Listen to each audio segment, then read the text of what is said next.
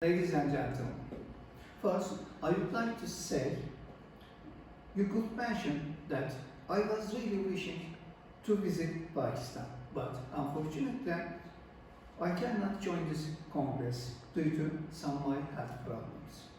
Therefore, I am sending my regards via video presentation.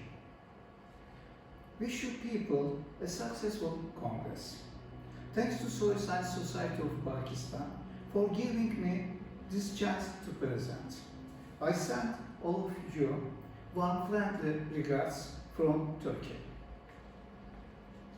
The tea plant can be economically grown in the region where the precipitation generally 2,000 mm per year or over the acidic soil in the pots. In Turkey, tea is grown in the Eastern Black Sea region. Beginning in the 1930s and becoming increasingly popular in the 1970s, tea farming became the most important, the main source of income and lifestyle for the people of the Eastern Black Sea region. Tea plant has a sustainable importance for the world and also Turkey in terms of consumption and economic aspect.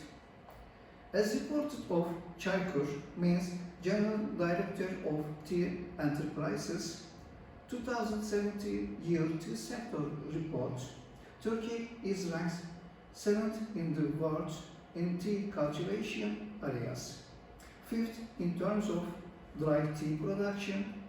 It is in the first place in terms of tea consumption per capita. Tea is most consumed beverage after the water in Turkey. To drink quality tea, it is necessary to grow a healthy tea plant. Balanced fertilization should be done to grow healthy plants. For this reason, it is important to know the physical and chemical properties of the tea farming soil for the fertilization program. It's possible to say that tea producers do not have full information how to use the fertilizer economically for the soil and plant. For economic growth of tea plants, soil pH is 4.5 to 5.5. The critical pH value for the tea plants is 4.5. It is not desirable that the soil pH is lower than 4.5. When the soil pH decreases below 4.5 for any reason, the tea plant cannot grow normally. The cellulose content of the leaves increase, so that quality fresh tea leaves cannot be collected.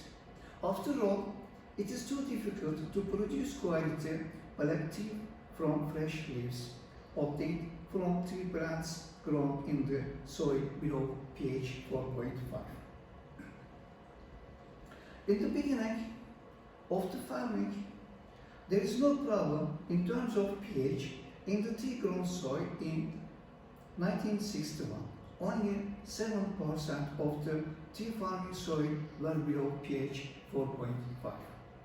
After 1961, the acidity of the soil increased steadily due to unnatural and excessive use of ammonium sulfate fertilizers and the role of soil below pH 4.5 increased to 69% in 1983 and to 95% in 1990.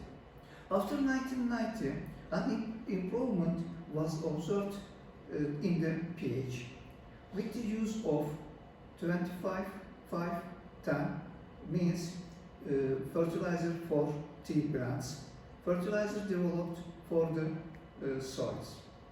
In the 2000, the rate of soils below pH 4.5 declined to 38%. After that, as a result of uncontrolled use of fertilizer, the decrease in pH has increased again and in 2015 the rate of soil below pH 4.5 has increased to 54%.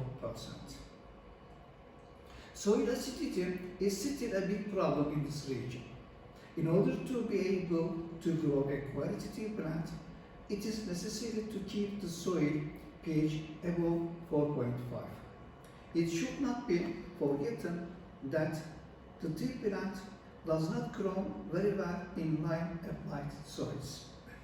For this reason, the soil pH should be gradually increased. For this purpose, some of suitable soil conditioners such as dolomite should be used. I suggest that it is used about 250 to 500 kg per hectare dolomite every year depending on the soil pH.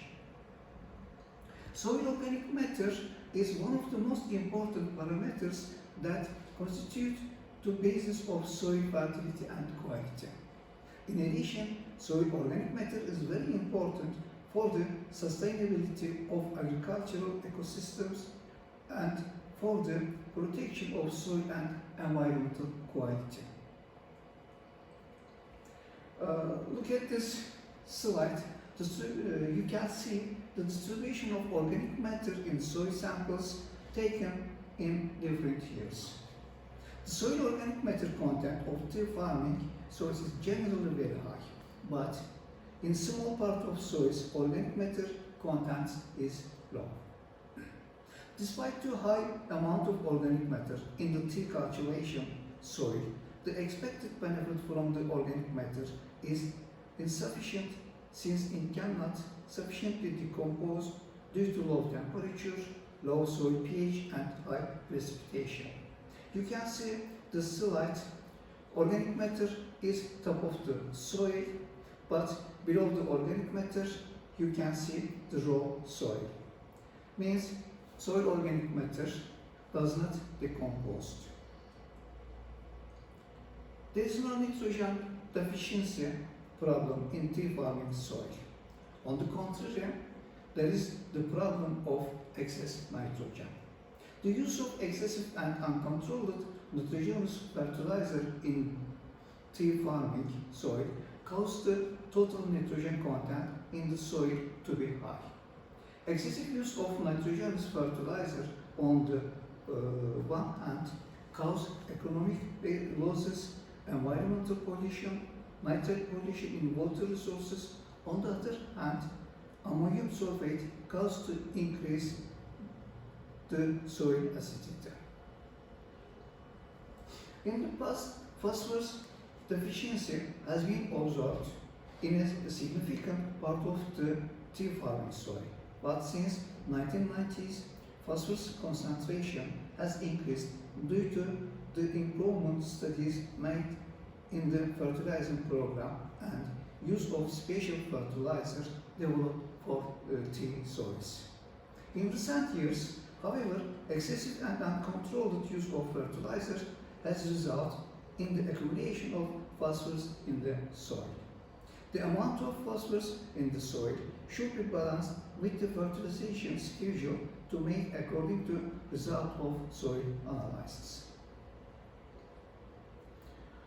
Since the cultivation area is extremely rainy, that's why potassium, calcium and magnesium are easily leached from the soil profile.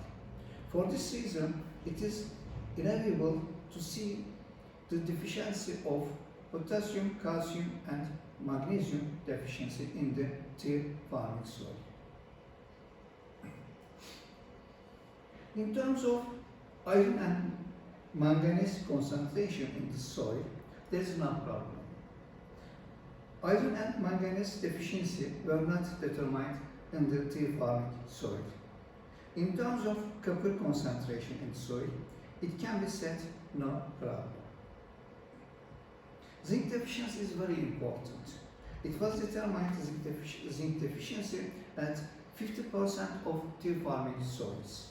Boron deficiency is also very important.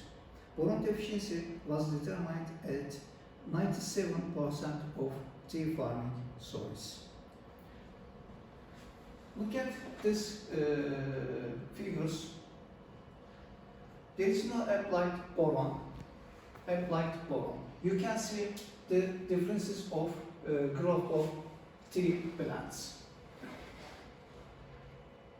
What should we do? I think this is the important question.